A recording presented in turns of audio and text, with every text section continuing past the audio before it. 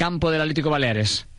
Bueno, un campo muy complicado, pero bueno, vamos a ir ahí a intentar pues conseguir lo máximo. El Badalona que está ahí, ¿eh?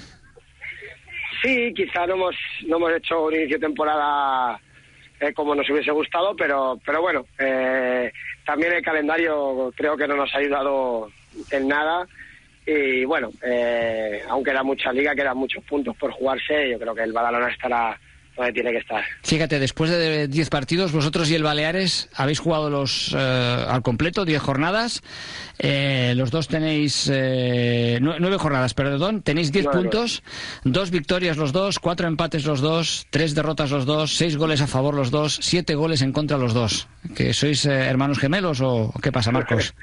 Sí, bueno, sí, es una casualidad, pero bueno, eso también pues dice mucho del grupo 3, que tiene una igualdad increíble, y que un equipo formado para estar arriba como es el Atlético Baleares, ya tampoco ha empezado todo lo bien que supongo que les hubiera gustado a ellos y que esperaban, vaya.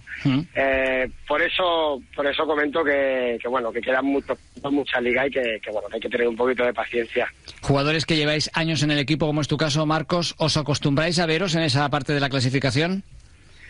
No, la verdad es que los 2 años los 3 años que llevo aquí, los 2 primeros hemos hecho playoff y han sido años que hemos estado arriba casi todo el año.